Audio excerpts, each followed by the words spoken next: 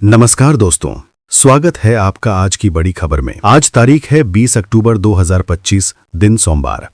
तो चलिए बिना किसी देरी के नजर डालते हैं आज की बड़ी सुर्खियों पर, खासकर उत्तर प्रदेश की उन बड़ी खबरों पर जो आपके लिए जानना बेहद जरूरी है। हर दीप हमें याद दिलाता है कि सत्य परेशान हो सकता है, पराजित नहीं। हर दीप हमें एक याद दिलाता है, सत्य परेशान हो सकता है, पराजित नहीं हो सकता।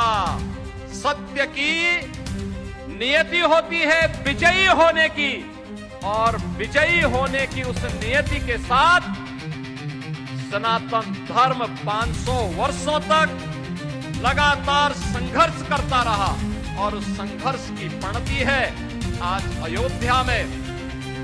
उन संकल्पों की परिणति स्वरूप अयोध्या में भव्य और दिव्य मंदिर। 6 साल की बच्ची ने बचाई मां की जान।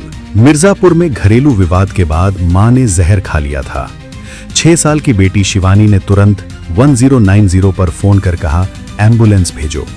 पुलिस ने एक्टिव होकर महिला को समय से सीएचसी में भर्ती कराया, जिससे उसकी जान बच गई। दिल्ली एनसीआर की हवा जहरीली, GRAP2 लागू। दिवाली से पहले दिल्ली एनसीआर में AQI 400 के ऊपर पहुंच गया है। गंभीर प्रदूषण के चलते अब GRAP2 की पाबंदियां लागू कर दी गई हैं, जिसके तहत डीजल जनरेटर और कोयला लकड़ी के उपयोग पर रोक लगाई गई है। दिवाली पर दिखी इंसानियत की तस्वीर। दिवाली पर बागपत, यूपी में ASP का एक छोटा सा कदम इंसानियत के मिसाल बन गया। गश्त के दौरान उन्होंने एक रेहड़ी से मिट्टी के दिए खरीदे, लेकिन जब दुकानदार ने पैसे लेने से इनकार किया तो उन्होंने मुस्कुराते हुए 500 रुपए थमा दिए और कहा कि अगर तुम्हें पैसे नहीं दूंगा तो मुझे पाप लगेगा। ये वीडियो सोशल मीडिया पर तेजी से वायरल हो रहा है। लापरवाही बर्दाश्त नहीं, अधिकारी फील्ड में रहें, CM योगी। यूपी में त्योहारों पर शांति व्यवस्था के लिए CM योगी ने सख्त निर्देश दिए हैं। उन्होंने कहा कि किसी भी तरह की लापरवाही नहीं होनी चाहिए और सभी अधिकारी फील्ड में रहे। बाजारों व मंदिरों में पुलिस गश्त और ड्रोन से निगरानी के आदेश दिए गए हैं। पहले वनडे में हार के बाद कप्तान शुभमन गिल ने कहा कि पावर प्ले में 3 विकेट गंवाने से मुश्किल हुई। उन्होंने कहा कि 26 ओवर में 130 रन का बचाव करना था, पर हम मैच को काफी डीप ले गए, जिससे वो संतुष्ट हैं। दलितों पर अत्याचार रोकने के लिए सत्ता जरूरी। मायावती।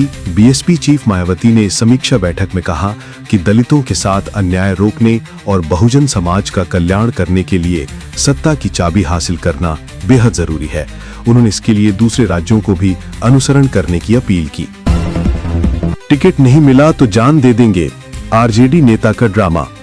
RJD नेता मदन साह को मधुबन सीट से टिकट न मिलने पर वो लालू यादव के आवास के बाहर कुर्ता फाड़कर जमीन पर लौटकर रोने लगे। उन्होंने 2 नेताओं पर टिकट बेचने का आरोप लगाया और कहा कि लालू जी ने उनसे चुनाव लड़ने का वादा किया था। फतेहपुर पटाखा मंडी में भीषण धमाका, 70 दुकानें जली। फतेहपुर के MG कॉलेज ग्राउंड पटाखा मंडी में शॉर्ट सर्किट से भीषण आग लग गई। हादसे में करीब 70 दुकानें और 50 से ज्यादा बाइकें जलकर राख हो गईं। अफरा तफरी में कई लोग घायल हुए हैं।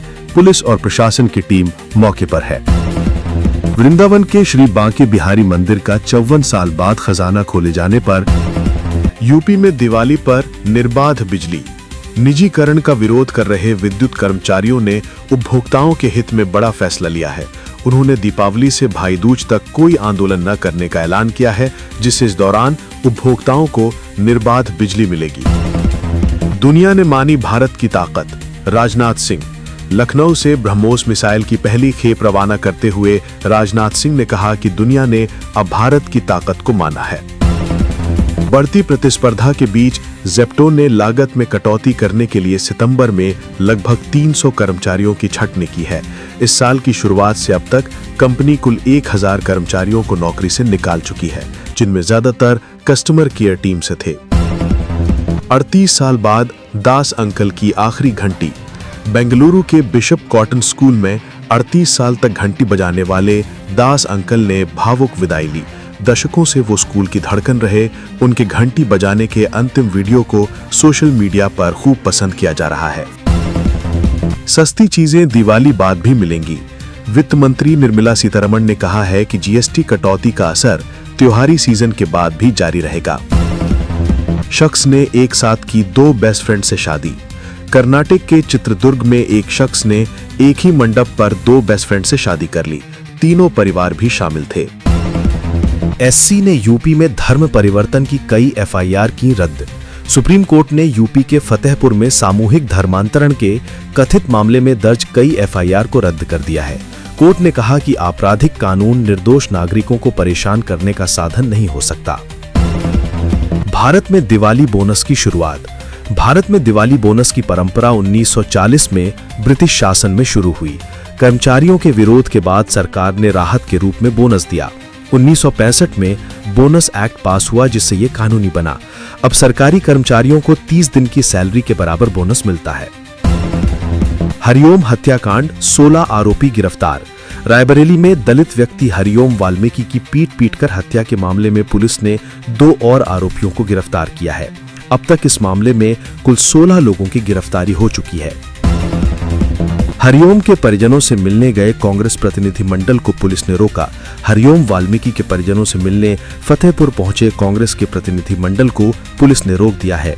यूपी कांग्रेस ने एक्स पर लिखा, रायबरेली में फतेहपुर के हरिओम की पीट-पीटकर हत्या की गई थी। घटना के तथ्यों की सच्चाई छुपाने के लिए तानाशाही बीजेपी सरकार ने पुलिस को आगे करके पीड़ित परिवार से मिलने से रोक दिया है। सरकार को आखिर किस बात का डर है? क्या सरकार को भय है कि सच्चाई सामने आने पर पोल खुल जाएगी? पूरी तरह वेजिटेरियन है ये नॉनवेज। आपने किया ट्राई? नॉनवेज खाने का मन है पर सेहत या आस्था आड़े आती है। ऐसे लोगों के लिए प्लांट बेस्ड मीट अच्छा विकल्प है, जो कलर, टेस्ट और टेक्सचर में एनिमल मीट जैसा होता है, पर इसे जानवरों से नहीं बल्कि फैक्ट्री में प्लांट बेस्ड चीजों से तैयार किया जाता है। ये दिल और संपूर्ण सेहत के लिए असली मीट जैसा नुकसानदायक भी नहीं। 2024 में भारत में इसका बाजार 98.6 मिलियन डॉलर था, जिसकी 2033 तक 737.9 मिलियन डॉलर होने की संभावना है। अखिलेश बोले, बीजेपी अंग्रेजी हुकूमत के रास्ते पर चल रही, फुट डालो। और बिहार विधानसभा चुनाव के लिए सीएम योगी आदित्यनाथ को स्टार प्रचारक बनाए जाने पर अखिलेश यादव ने तंज कसा है।